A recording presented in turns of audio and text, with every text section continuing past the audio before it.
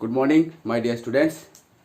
आशा करता हूँ कि तुम सब अपने अपने घरों पे मज़े से हो, पढ़ाई वढ़ाई कर रहे हो, अपना ध्यान भी रख रहे हो, प्रिपरेशन भी कर रहे हो। और आज का ये जो लेक्चर है, ये लेक्चर तुम लोग मेरे साथ कंटिन्यू करने के लिए एकदम पूरी तरह से तैयार भी हो। ठीक है, तो हमने तो शुरू किया था chapter number 13 kinetic theory of gases. उसका हमने काइनेटिक इंटरप्रिटेशन देखा था और उससे हमने गैस लॉ का जो पहला लॉ है बॉयल्स लॉ, वो हमने प्रूफ किया था। आज हम उससे और फर्दर कंटिन्यू करेंगे। ठीक है, तो चलो शुरू करते हैं आज का टॉपिक। हम काइनेटिक इंटरप्रिटेशन से दूसरा लॉ हम प्रूफ करेंगे, नंबर 2 चार्ल्स लॉ।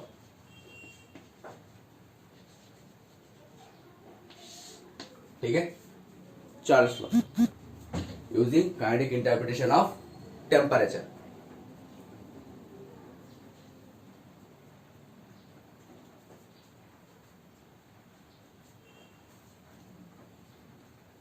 ठीक है, Charles law using kinetic interpretation of temperature. Okay, तो हमारे from kinetic theory of gases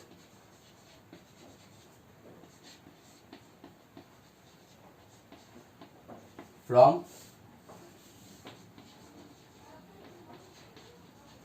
kinetic theory of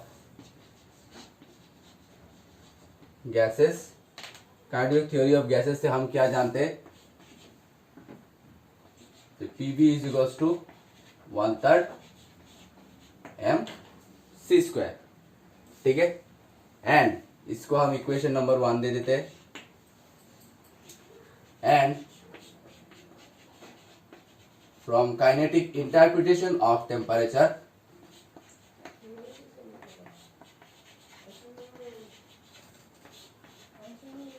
and from kinetic interpretation of temperature, c square directly proportional to T or c square is equals to some constant Kt।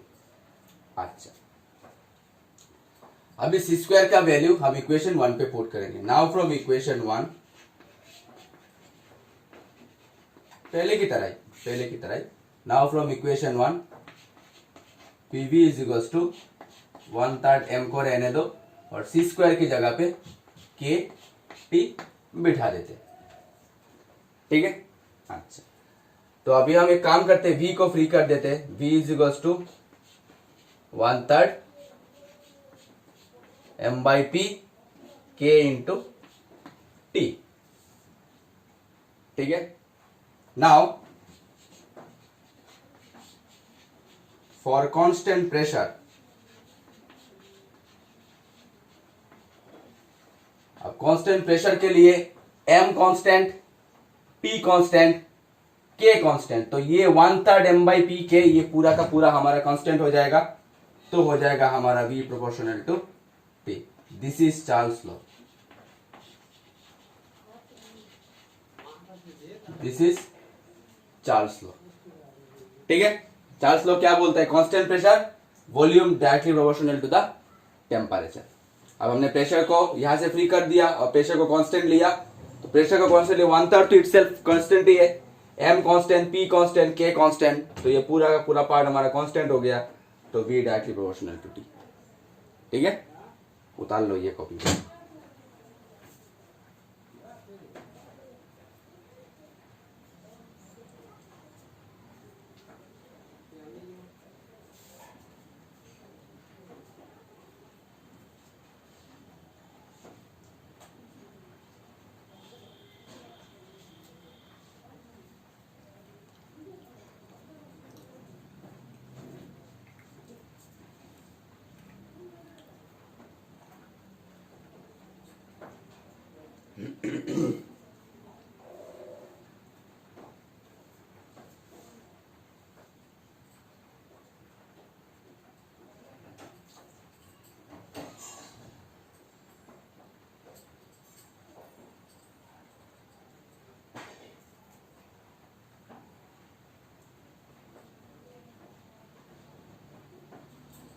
ठीक है। अच्छा, next हम proof करेंगे Avogadro's law.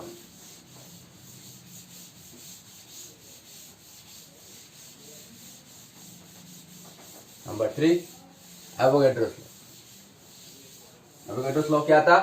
Under similar condition of pressure and temperature, equal number of molecules contains equal number of volume. Equal number of volume of the molecules contains equal number of volume contains equal number of molecules. Number 3 Avogadro's law.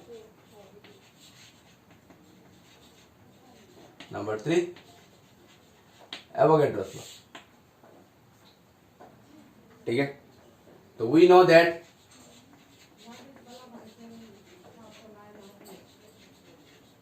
that P1 is equals to 1/3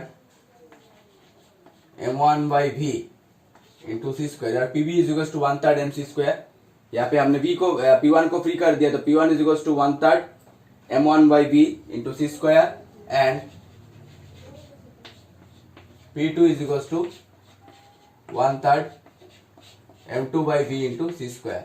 ठीक है, दो different gases लिए, जिसका एक का मास है हमारा m1 तो प्रेशर हमारा P1, एक का मास है हमारा m2 तो प्रेशर हमारा P2, equal number of volume, क्योंकि एवोगैड्रोस लॉ बोलता ही है equal number of volume contains equal number of molecules.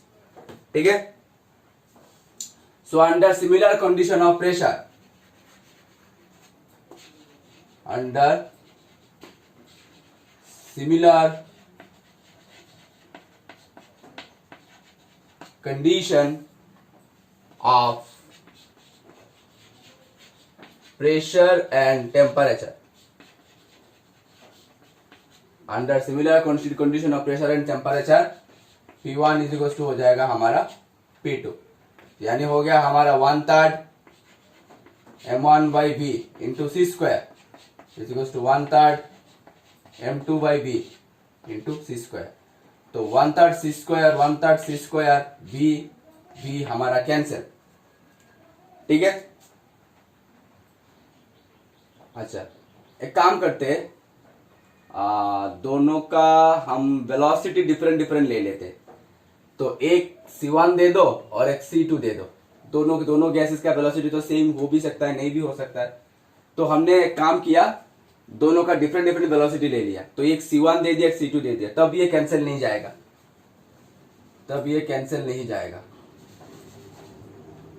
तो ये हो जाएगा हमारा C1 स्क्वायर और ये हो जाएगा हमारा C2 स्क्वायर, तब ये कैंसिल नहीं जाएगा, तब हमारा सिर्फ कैंसिल जाएगा 1/3 v एंड 1/3 v हमारा कैंसिल जाएगा, तो अल्टीमेटली हो गया हमारा m1 C1 square is equals to m2 C2 square.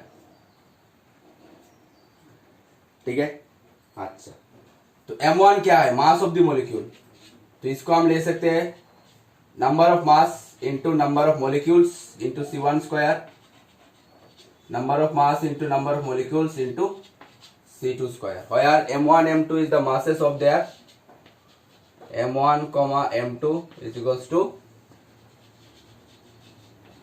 masses of their molecules and n1 n2 is the number of molecules।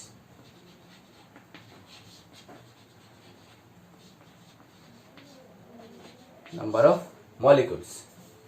ठीक है, यहां तक उतार लो, बाद में हम चर्चा करेंगे।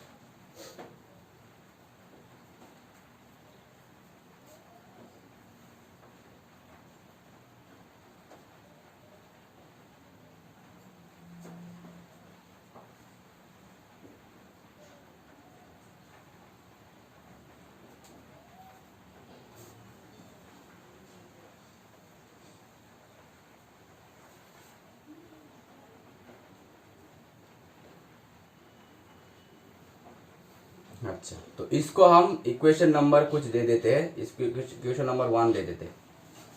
अच्छा, multiplying equation 1 with half,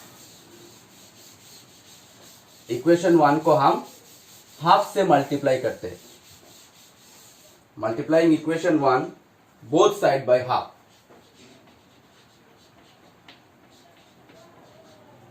multiplying equation 1 both side by half, half से दोनों साइड दोनों तरफ हम मल्टीप्लाई करते तो हो जाएगा हमारा half m1 n1 c1 square is equal to half m2 n2 c2 square. ठीक है, तो हम एक काम करते half into m1 c1 square एक साथ रख देते इंटू n1 रख देते और हाफ इंटू m2 n2 हम एक साथ रख देते, half into m2 into c2 square एक साथ रख देते और ये n2। ठीक है, हमने क्या किया हाफ m1 c1 स्क्वायर और हाफ m2 c2 स्क्वायर एक ब्रैकेट में रख दिया और n1 और n2 रख दिया, सिंपल कैलकुलेशन से। अभी देखो ये हो गया काइनेटिक एनर्जी पर ग्राम मोलिक्यूल ऑफ ए गैस। ठीक है, ये हो गया काइनेटिक एनर्जी पर ग्राम मोलिक्यूल। ये तो m1 n1 अगर मोलिक्यूल है तो half m1 c1 square kinetic energy per gram molecule of the gas and kinetic energy per gram molecule of the gas is equals to formula 3/2 kT। ये तो हम जानते हैं, into n1 is equals to 3/2 kT into n2। ठीक है, kinetic energy पर ग्राम molecule of the gas ये हमने काइनेटिक इंटरप्रिटेशन से हम जानते हैं। फ्रॉम काइनेटिक इंटरप्रिटेशन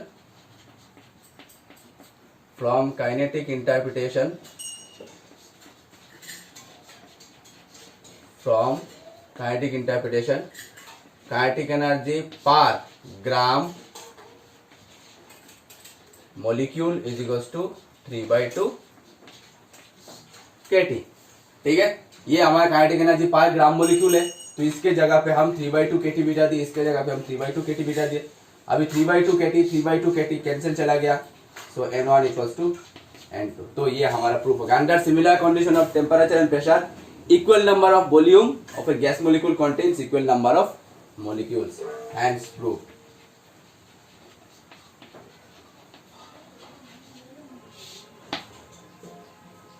ठीक है, समझ में आया?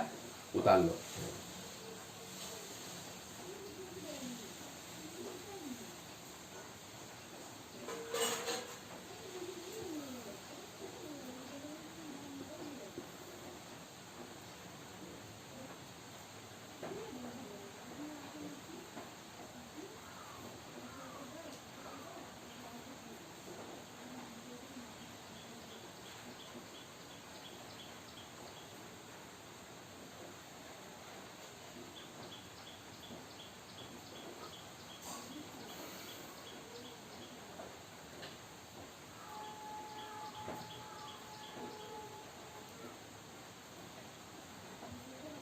उतार लिया? चलो नेक्स्ट, गेल-लुजेक्स लॉ।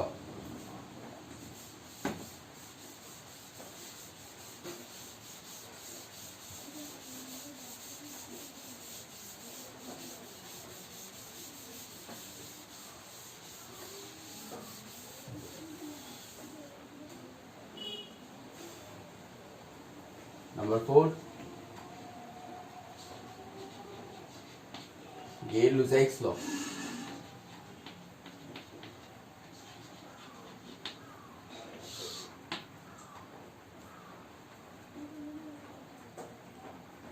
ठीक है, so we know that same एक ही हमारा फॉर्मूला है और इसको हम यूज करेंगे। We know that PV is equals to 1/3 mc square. इसको डिफरेंट फॉर्म पे हम यूज कर रहे हैं। तो गेल-लुजेक्स लॉ क्या बोलता है कि under constant volume pressure directly proportional temperature, ये हमको यानी हमारा वॉल्यूम अभी कांस्टेंट है। एंड फ्रॉम काइनेटिक इंटरप्रिटेशन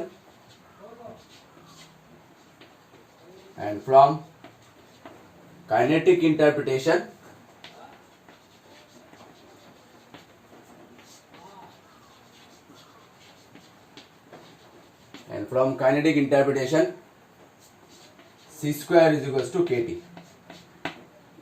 ठीक है, अभी c स्क्वायर को इसको हम इक्वेशन नंबर 1 दे देते। अभी c स्क्वायर के वैल्यू हम इक्वेशन 1 पे पुट करेंगे। Now from 1 PV is equals to 1/3 mk T। अब हमारा V कांस्टेंट है। For constant volume, for constant volume P is equals to 1/3 m/v K into T. तो V अगर हमारा कांस्टेंट है तो ये पूरा पार्ट हमारा कांस्टेंट, ये पूरा पार्ट हमारा कांस्टेंट हो जाएगा, तो हो जाएगा P directly proportional to T। Hence proved.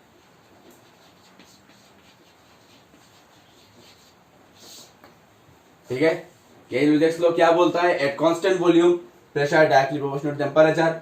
हमने देख लिया कांस्टेंट वॉल्यूम पे ये पार्ट कांस्टेंट हो गया, तो pressure directly proportional to temperature using kinetic interpretation. समझ में आया? चलो उतार लो।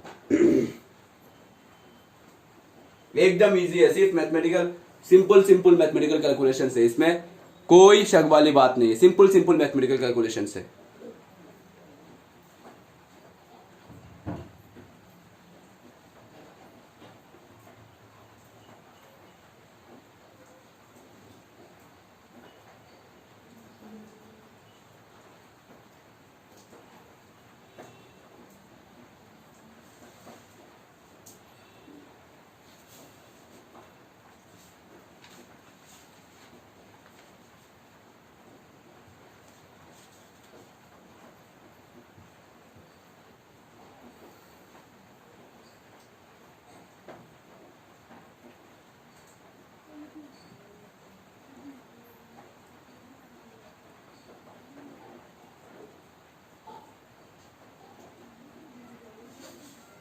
Next, Graham's law of diffusion.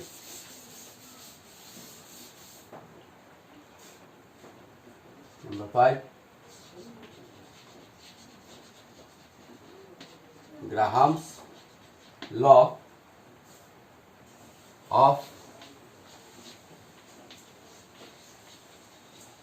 diffusion. Graham's law of diffusion.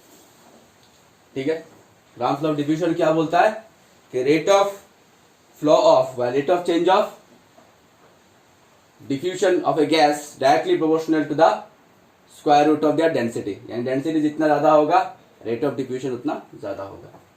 ठीक है, so for two gases,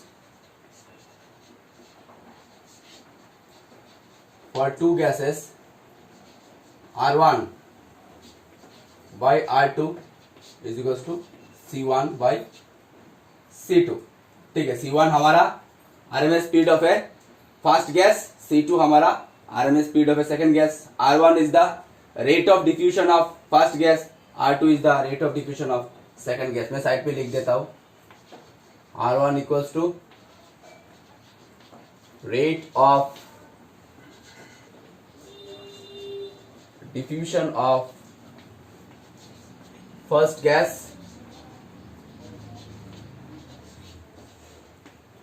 R2 equals to rate of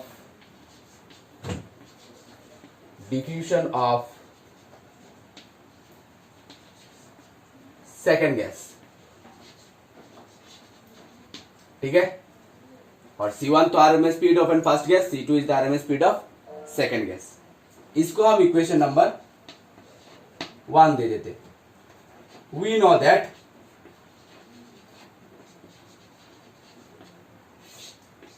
P1 is equals to 1/3 ρ1 into C1 square. ये तो हम जानते हैं, ρ1 m/v को हम ρ1 भी लिख सकते हैं, and P2 is equals to 1/3 ρ2 into C2 square। Okay, for steady state operation,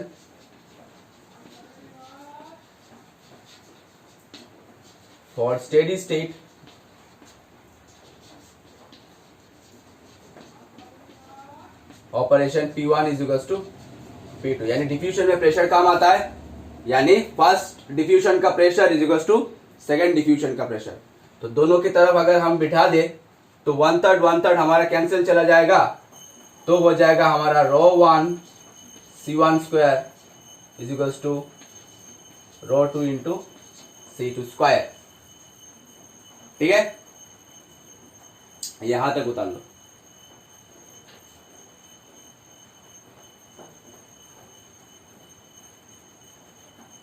ये सिंपल सिंपल मैथमेटिकल कैलकुलेशन है, इसमें कोई दो राय वाली बात नहीं, एकदम सिंपल सिंपल मैथमेटिकल कैलकुलेशंस।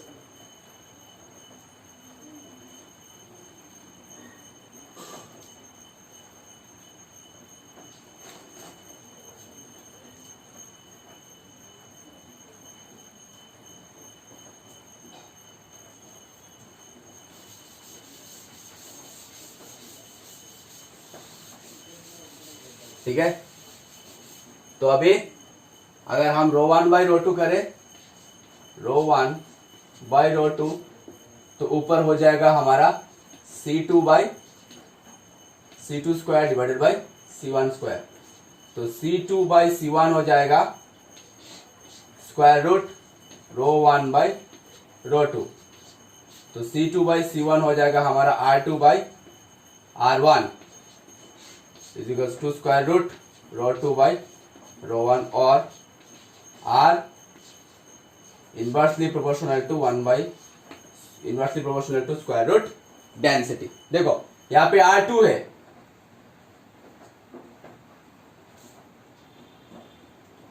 उल्टा हो गया, यहाँ पे रो 1, हाँ ये ठीक है, हाँ यहाँ पे देखो R2 है, यहाँ पे देखो R1 है, लेकिन रो 2 नीचे है, तो इसीलिए इनवर्सली प्रोपोर्शनल हो गया। ठीक है, hence proved Graham's law of diffusion.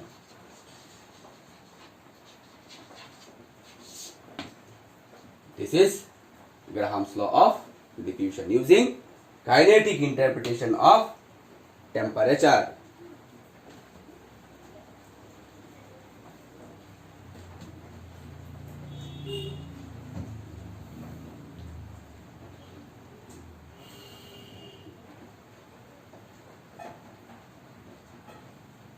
Using kinetic interpretation of temperature हमने दिखाया कि कैसे गैस लॉ जो है, various gas law using kinetic interpretation of temperature को यूज करके हमने अभी अभी दिखाया कि कैसे इसको यूज करके हम बहुत सारे जो गैस लॉज है, Boyle's law, Charles law, Avogadro's law, Gay Lussac's law, ये सारे हम प्रूफ कर सकते हैं। ठीक है,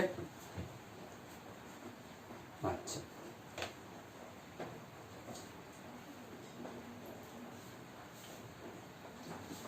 नेक्स्ट टॉपिक हम करेंगे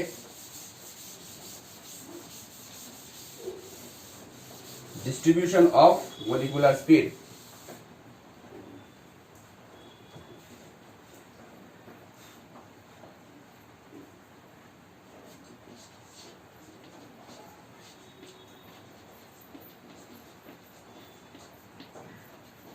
डिस्ट्रीब्यूशन ऑफ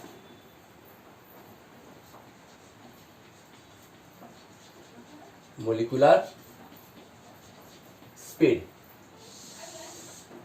ठीक है, मोलिकुलर स्पीड को लेकर स्टीफन और बोल्ट्जमैन दो साइंटिस्ट, ठीक है, ये तो थर्मल प्रॉपर्टीज ऑफ मैटर पे हम देख चुके दो साइंटिस्ट थे जिन्होंने रेडिएशन पे भी काम किया था, लेकिन रेडिएशन टॉपिक हमारा सिलेबस से काउंसिल ने कोविड-19 के वजह से सिलेबस से निकाल दिया। ठीक है, तो स्टीफन बोल्ट्जमैन ने डिस्ट्रीब्यूशन ऑफ मोलिकुलर स्पीड इस टॉपिक के ऊपर, डिस्ट्रीब्यूशन ऑफ मोलिकुलर स्पीड के ऊपर बहुत सारे एक्सपेरिमेंट किए थे, बहुत सारे थ्योरी पुट फॉरवर्ड किए थे। तो उनका एक स्टैटिस्टिकल एनालिसिस है, सिर्फ एनालिसिस है, कोई कुछ मैथमेटिकल हमारा प्रूफ नहीं है, स्टैटिस्टिकल एनालिसिस किया था। उन्होंने देखा था कि ये एक डायग्राम ड्रॉ करते हैं, धीरे धीरे बाद में समझा रहा हूं।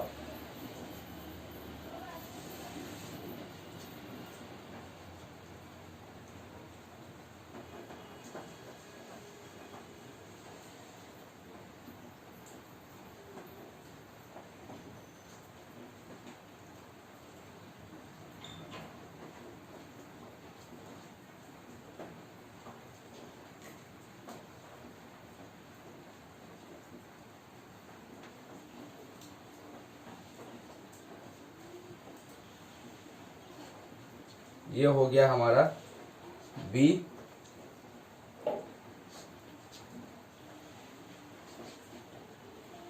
ये हो गया हमारा Vm, and this is VR ms।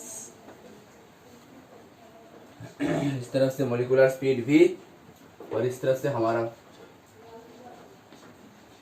Density mass per unit, sorry nv, frequency nv by v। तो उन्होंने एक स्टैटिस्टिकल एनालिसिस किया था। स्टैटिस्टिकल एनालिसिस करने के बाद उन्होंने देखा था जो हमारा एवरेज स्पीड जो है, वो average speed of the molecule, ये हम जानेंगे। Average speed of the molecule, ये दोनों एक रेंज के बराबर काम करता है। ये जो एवरेज स्पीड है एक रेंज में काम करता है। हाईएस्ट पॉइंट पे अगर चला गया तो ये वी आरएमएस हो जाएगा, यानी आरएमएस वेलोसिटी हो जाएगा, मैक्सिमम स्पीड हो जाएगा। और अगर लोएस्ट में आया तो ये मोस्ट प्रोबेबल स्पीड, यानी सबसे लोएस्ट वैल्यू में आ जाएगा। ये हम देखेंगे, धीरे धीरे एनालिसिस करेंगे, ठीक है। पहले ये ग्राफ ड्रॉ कर लो। ये एक स्टैटिस्टिकल वेरिएशन है, एक स्टैटिस्टिकल एनालिसिस है।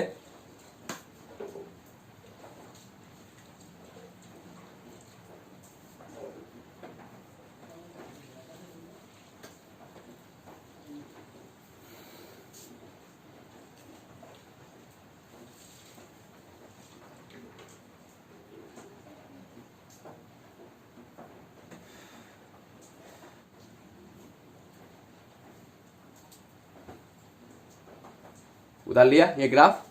अच्छा, तो स्टूडेंट्स ये हम धीरे धीरे जानेंगे। ये थोड़ा सा पेचीदा टॉपिक है, धीरे धीरे जानेंगे इसका टॉपिक।